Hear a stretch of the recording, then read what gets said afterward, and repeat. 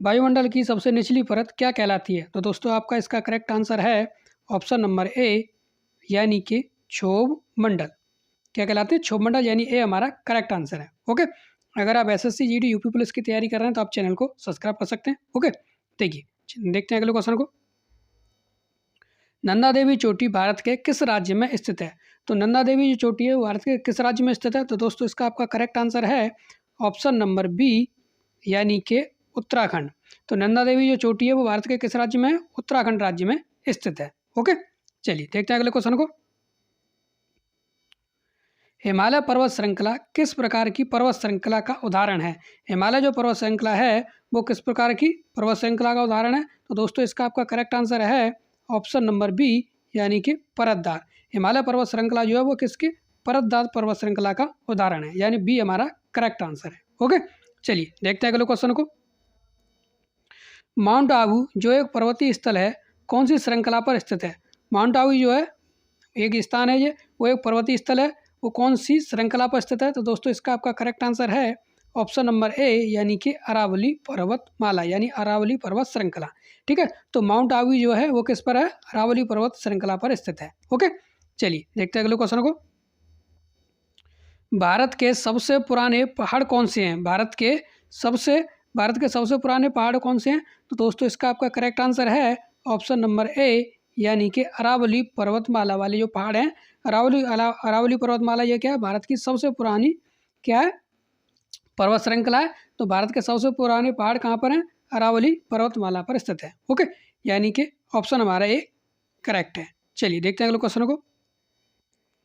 Asia के सबसे बड़े मरुस्थल का नाम क्या है? तो एशिया के सबसे बड़े मरुस्थल का नाम क्या है? तो दोस्तों इसका आपका करेक्ट आंसर है ऑप्शन नंबर बी, यानी कि गोबी मरुस्थल। कौन सा? गोबी, यानी कि बी हमारा क्या है? करेक्ट आंसर है। क्या है? बी हमारा क्या करेक्ट आंसर है। ठीक है, चलिए देखते हैं अगले क्वेश्चन को। सबसे बड़े और सबसे गहरे महासागर का नाम क्या है?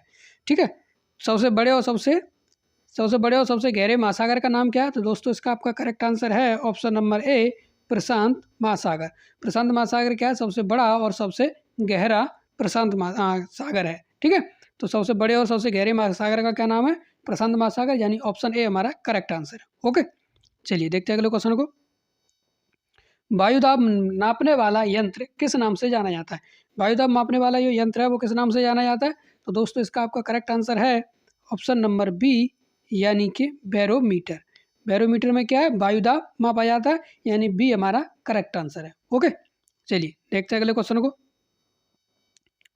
किस मिट्टी का निर्माण ज्वालामुखी लावा के द्वारा होता है? किस मिट्टी का निर्माण जो है ज्वालामुखी लावा के द्वारा होता है? तो दोस्तों इसका आपका करेक्ट आंसर है ऑप्शन नंबर ए, यानी कि काली मिट्टी।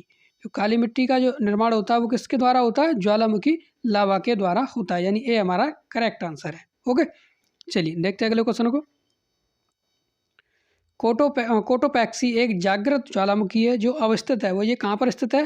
जो कोटोपैक्सी है क्या है? एक जागृत ज्वालामुखी है जो अभी भी क्या है? जल रहा है, यानी कि उसमें से लावा निकल रहा है। जागृत ज्वालामुखी है जो कहाँ, और ये स्थित कहाँ पर है? तो दोस्तों इसका आपका करेक्ट आंसर है ऑप्शन नंबर सी, यानी कि एंडीज। जो एंडीज पर्वत श्रृंखला है वहाँ पर क्या है? कोटोपैक्सी ये क्या है? ज्वालामुखी है। ओके, यानी सी हमारा क्या है? करेक्ट आंसर है। ओके, तो आज की क्लास में बस इतना ही। अगर वीडियो अच्छी लगी हो तो चैनल को सब्सक्राइब कर लेना। ओके।